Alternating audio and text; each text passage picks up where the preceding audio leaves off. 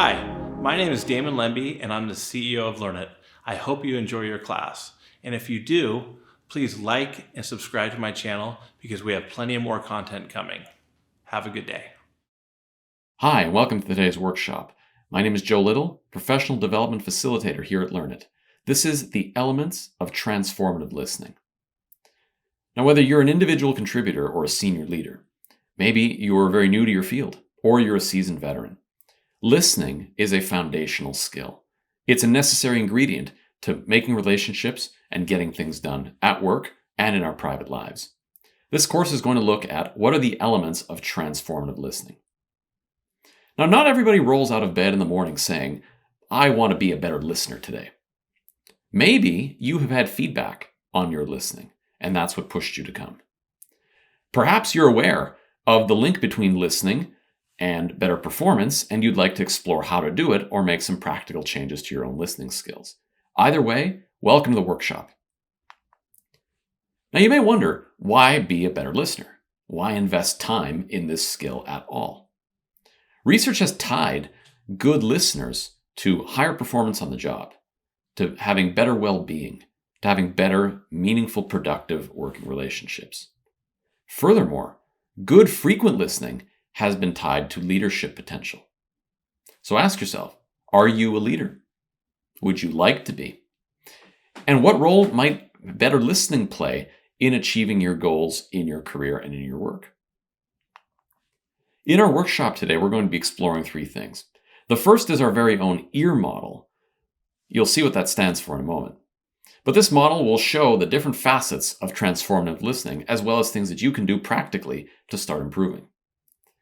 Later on, we'll be looking at what is that one surefire thing that you can do to make your listening better, to make sure that you listen, as well as giving people around you the experience of feeling heard. That's what we have coming up in the workshop today. Now, please note that this is a self-paced workshop. That means that you can pause the video, go back, go forward, watch pieces again, do as you need to do. This is your workshop. So take as many or as few notes as you want so that you get the most out of our time together. And if you're ready, let's proceed to the next part of our workshop. Just like when we're building any other skill, we want to know where we're going and where we are now in relation to that. It's for that reason that we're doing a short self-assessment. The purpose of that is so that you can assess where your current listening skills are. On the screen in front of you right now, you're seeing 7 questions. What I'm going to ask you to do in a moment is to read the questions and put a number next to them that best suits your answer. And it can be something from 1 to 5 or anything in between. Here on the second page, this is the remainder of the questions. It was divided just so that the writing would be big enough for you to see on the slide. Do the same here. Fill out your answers for questions 1 through 12. Again, just putting a number right beside them. You don't have to transcribe the whole question onto your own notes. Just simply put the number down. When you're finished, I would invite you then to total it up and look at what you're seeing on the screen in front of you now. Your score will be no more than 60. This can help you interpret what your results are. At this point, I'm going to invite you to pause the video, do the assessment, score it, and then return when you're ready. Welcome back. By now, you've done the assessment and you've scored it. You've seen your results. Are you happy with your results? Is this what you were expecting to get? I'm willing to bet that if you're like me, you did not get a perfect score. No perfect 60. Why is that? Why don't we get perfect answers? Why are we not perfect listeners? Truth is, our brain is not built to listen. Listening is energy intensive. I mean at the level of calories. It takes calories. And listening, deeply listening, is not one of the most essential things that the body does for survival. The brain takes about 20% of our energy. And there are far more essential things, which means that we end up trying to skimp and save energy wherever we can. It's what social scientists call being cognitive misers. We're sparing energy from non-essential things to put them towards essential things. Now, this is an easy concept to understand. It basically means that we're doing the bare minimum to get by. Now, what does that look like in real life? Because it's hard to see inside the brain, but maybe you've observed any one of these 4 behaviors before in other people and in yourself. Let's start at the upper left-hand side. Have you ever been listening to somebody and in your head, you're thinking about what you're going to say next? What will be that perfect reply? What's that perfect comeback? We've all done it. What about judgment? Have you ever been listening to somebody and you've gotten the feeling that they're wrong, or you don't agree, or you don't find that their viewpoint is adding anything to you? You're judging. I don't like this. This is wrong. Or perhaps even in the positive. Maybe you are so enamored with what the person is saying that you're not fully listening. You're more present with the feeling rather than the actual words and content that the person is sharing. And that's an example of judging while listening. But there are 2 more, also very common things. What about listening with a goal? If you're talking to a colleague and they're sharing with you the results of one of their last sales calls, and right away that triggers for you a memory of a time when you were dealing with a client and you also had a successful sales call. Now you're listening with a goal. That goal may be to create a common bond with the person. The goal may be to show how better you performed than they did. In any case, we're not fully listening. We have a goal in mind. The last one, perhaps the most common, is listening while being distracted. Today, that would mean turning away. It would be looking at our phones, looking at our computers, typing, doing any number of tasks while someone is talking to us. And we've come to put up with that. You see, these things are not rare. They're incredibly common. We probably all do them and don't realize it. So these are very common reasons why we don't listen at our best. So why did I share this with you? Well, for one thing, don't be frustrated because some of this is out of your control. However, what we're looking to do is learn from those who listen well and mimic what skills we can and take in all of the knowledge and the insights that the course can give. And one good place to start would be asking yourself the question, who listens to you? I have a colleague who was a mentor of sorts when I started in this business. When I spoke to him, I realized that he talked very little. But when I spoke to him, he seemed to be trying to look through me. His gaze was almost penetrating, but it was penetrating not with judgment, but with curiosity. He often repeated words that I said.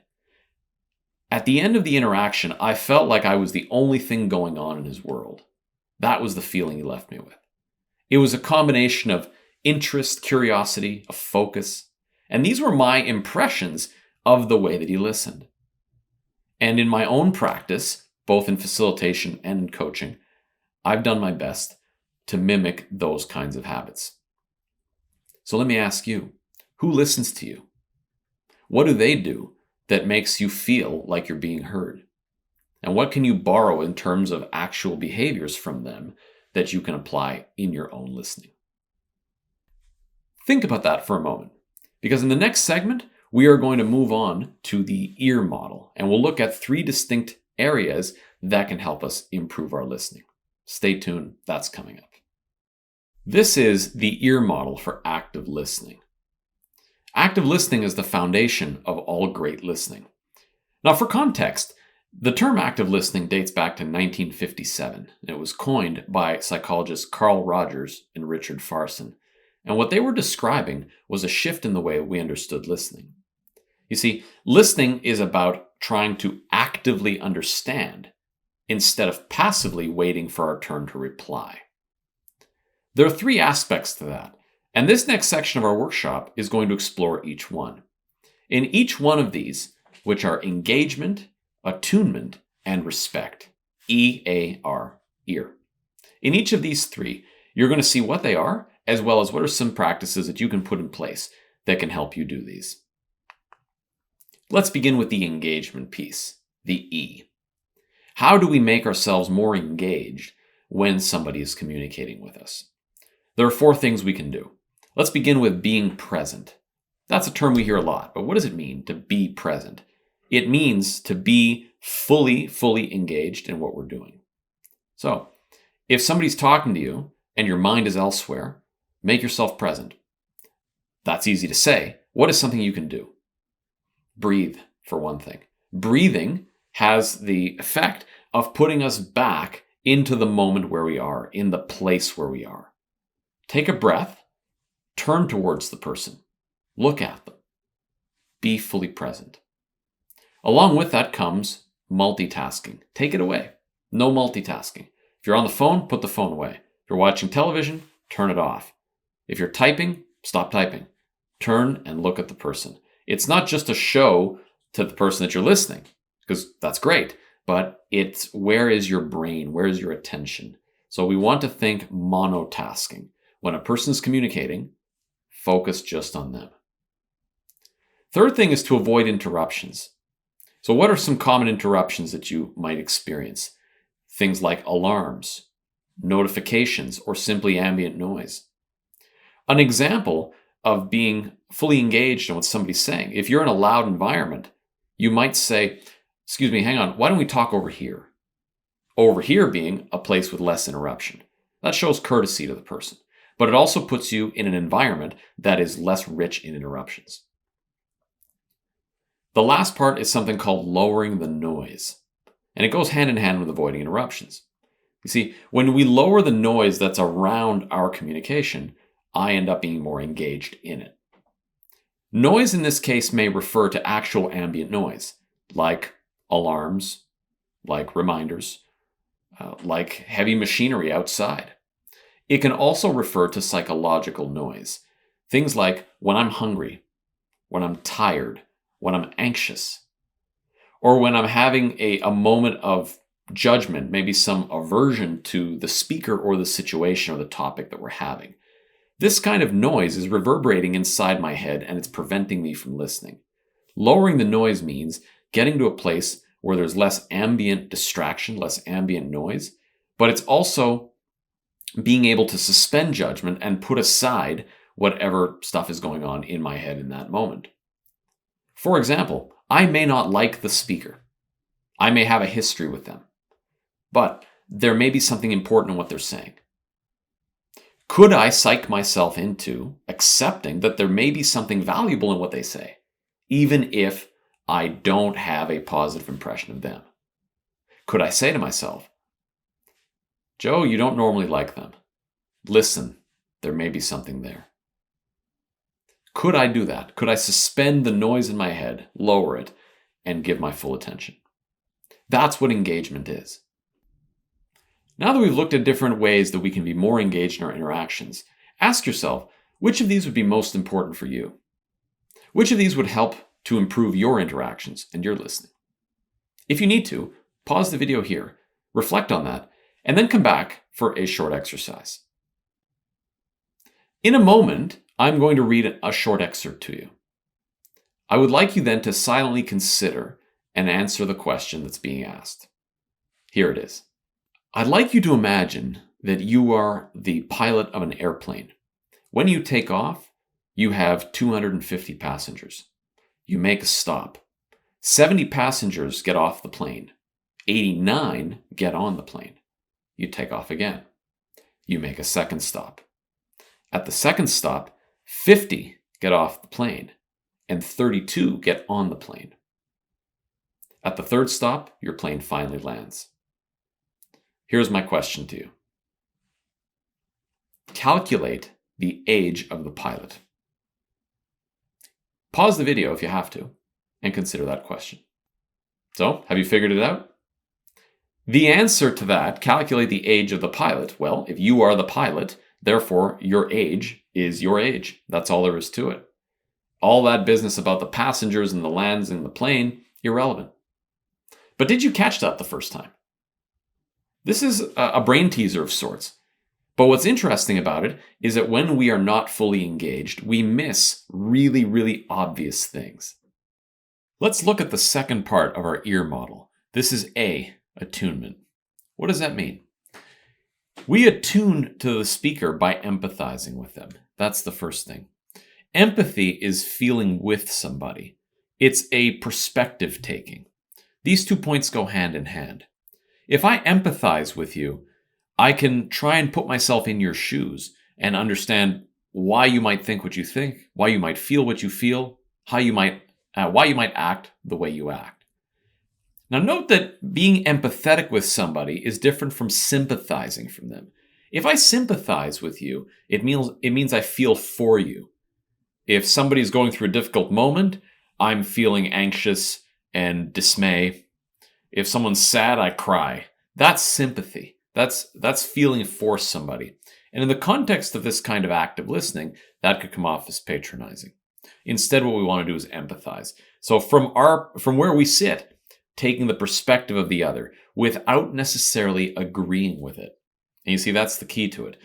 I can see a perspective of somebody else while I'm listening to them without necessarily agreeing or replacing my own points of view.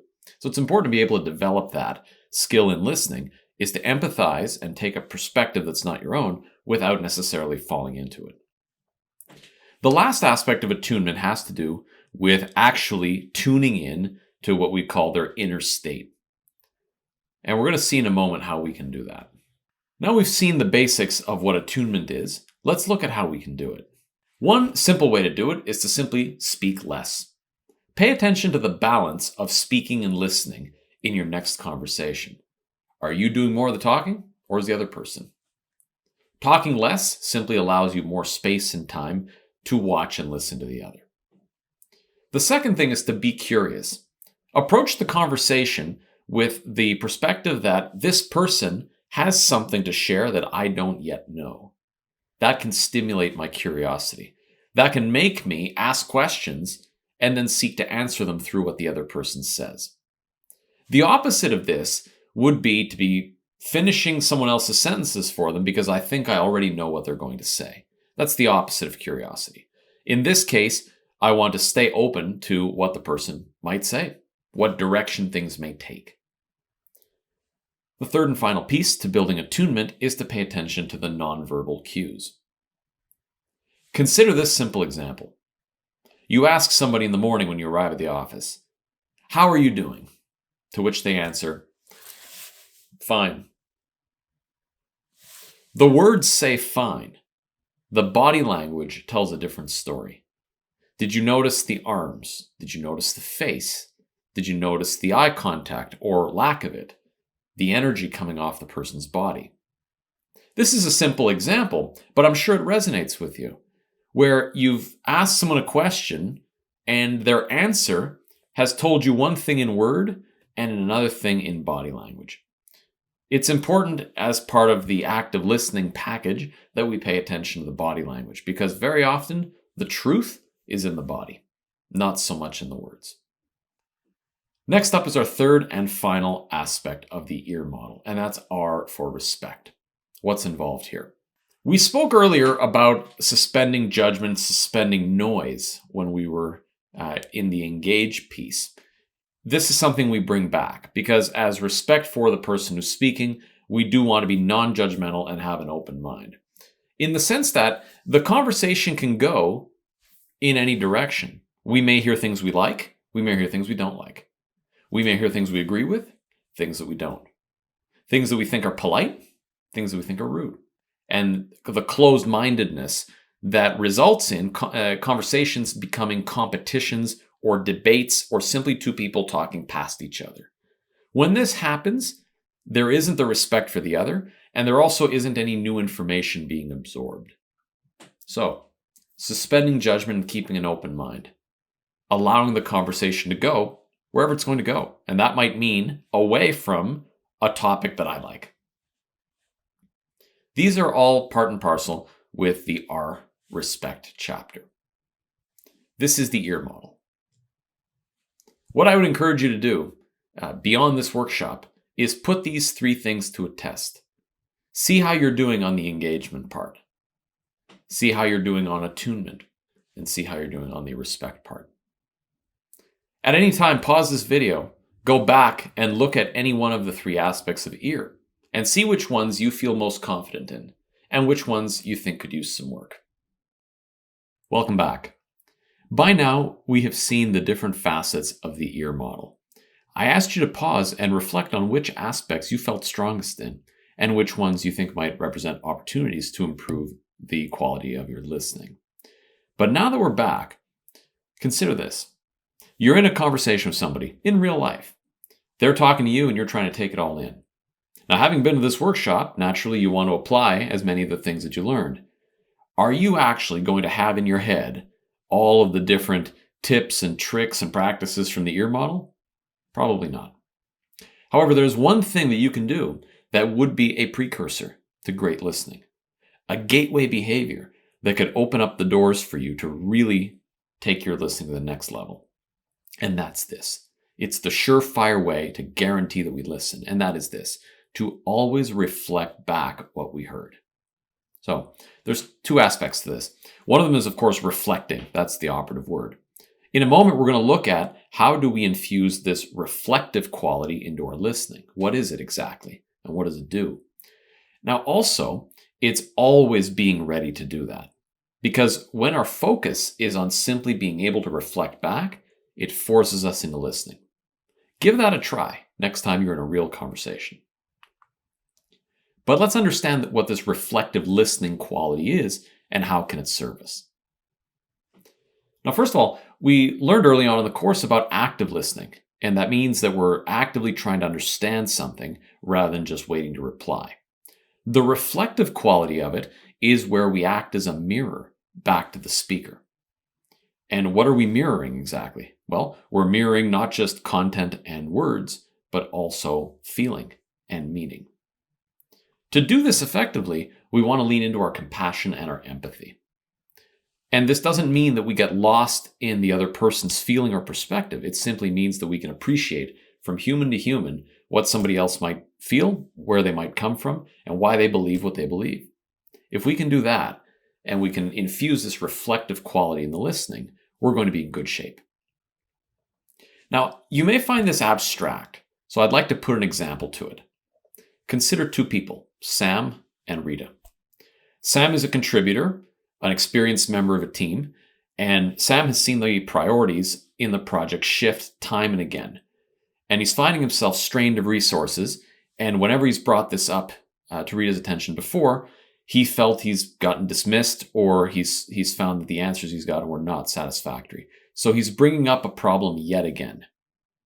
Now, Rita's dealt with Sam's issue before. She's got other things on her plate, but now they find themselves in a sometimes tense discussion. So what's going on here? Sam is coming and saying, I'm not sure what the priorities are. I don't think I can get this done. Things to that nature. What is Rita hearing? Rita may be hearing complaints. Now, if she's tempted to judge, then the listening gets shut down and nothing that Sam says is going to go through. On the other hand, if Rita were to lean into her empathy, she might be able to suspend those words in her brain that are telling her that, oh, this is just more complaining. This is more, he can't do what he's told. She may be able to suspend all that and really take on his perspective. And in doing so, if she's able to reflect back to Sam what he's saying and what he's intending by it, it might give Sam a little bit of calm and the sense that there's somebody else who's actually understanding where he's coming from. So he doesn't have to get loud and he doesn't have to draw attention to himself. This is just a generic example that could happen at any workplace. And I'm going to call back to this example as we move through the next slides. What we're looking at right now is the paraphrasing sandwich. It's a communicative tool that proves to the speaker that the listener was in fact listening and is on the same wavelength. It has 3 steps, and I'll go through them in turn, both explaining what the step is, but also tying it back to our earlier example between Sam and Rita. Let's start on the on-ramp. This is where Rita would say, so Sam, it sounds to me like you're saying that you've tried to communicate this before, nothing's moving along. Sam, if I'm hearing you right, A, B, and C. This is the beginning. This is the on-ramp. Then Rita will proceed to paraphrase what she understood from what Sam's message was. So Sam, you were saying that you've tried bringing this to our attention before. You said that the project's falling behind. You haven't been able to get follow through. That's the paraphrase. Rita's putting this in her own words. And the final step is the off-ramp, which is where she turns the question back on to Sam, as if to say, Sam, is my paraphrase right? Is that right? Did I hear you correctly? This is the way that the on-ramp, paraphrase, and off-ramp tends to work. There's two things that can help Rita get more information and therefore make a better paraphrase. And those are two kinds of questions. One of them are going to be the clarifying questions, and the other is going to be the diagnostic questions. I'll show you both in a moment and some examples. First, on the left side of the screen, you see the clarifying questions, and these are there to do just that. They're questions of fact. They're there to confirm that what was communicated is in fact what was intended. So when Rita was to say to Sam, Sam, I'm not sure I understand. Do you mean this? Sam, you said that they're fooling around. What exactly did you mean by that? Can you say more about that? These are clarifying questions. Try that out. Next time you're listening to somebody and you are not fully sure what they meant by something they said, use a clarifying question. On the other hand, you have diagnostic questions. And what they're doing is they're diagnosing the other person's world. They're open-ended questions. Often they begin with the words how, what, why. You see examples on the screen. So Rita might say to Sam, Sam, how did you feel that it's the third time you're bringing this up? Sam, what's going on with this? What do you think happened here? The questions are open-ended enough that they're going to allow the other person a lot of liberty, a lot of room to fill in the blanks. That's going to help the listener make better sense of what's going on. Now let's tie this all back to the paraphrasing sandwich upgraded. You'll notice on this slide, the on-ramp and the off-ramp are exactly the same. They haven't changed. We're still saying, let me see if I got this. And we're getting off by asking the same kind of question, clarifying question. What's different is the middle, and here's how. Instead of simply reflecting back the words, we are also reflecting back the emotion, the intensity, and the meaning behind the conversation. So in this case, Rita's not only saying to Sam, I heard you say this, I heard you say that, I heard you say the other thing. Is that true? That's not it. She's saying, Sam, if I'm understanding this correctly, you've brought this to our attention before, no progress has been made, and now that you're seeing priorities shifting all the time, you seem frustrated because you're not hearing from us and you're not really sure how to attack this. Am I hearing this right? So the way that Rita says it, the emotion, stated or unstated, that she calls to, is going to further show Sam that she's not only listening to the words, but that she understands his story. And that's key in having a reflective listening quality. So in what ways is this helpful? In what ways could this be a superpower to Rita or to any other listener? Well, in fact, anytime you're trying to help somebody solve a complex problem. Sam's problem doesn't have an easy answer. If it did, we would have found it already. Instead, it requires a lot of dialogue back and forth. So you can help somebody as a listener simply by allowing them to externalize and voice their thoughts and reflect back to them what they're saying and what they're emoting. And the goal of a listener is not to solve the problem. We're not therapists, right? We're not consultants here, paid for solutions. By letting the person voice their thoughts, by Rita letting Sam air out his frustrations and his viewpoint, she's now giving him a chance to find his own answers or to reassess what he's thinking or to see it differently. And these are all qualities of a good listener. Think of someone who listens really well for you. Don't you find that when you put your thoughts out into voice, you see them differently? And that comes from great listening. Reflect back the story that people are sharing. So where this leads us is giving the speaker the feeling of being heard. There's two ways that we do that. One of them is through our nonverbal cues. So in the example, consider the way that Rita might sit or look or peer when she's listening to Sam. She might have open gestures that show that she's open to what she's hearing. She's not closed off, distant, or defensive. She's open. Her face shows interest. It shows curiosity. Her eyes, where are they? What else is she doing?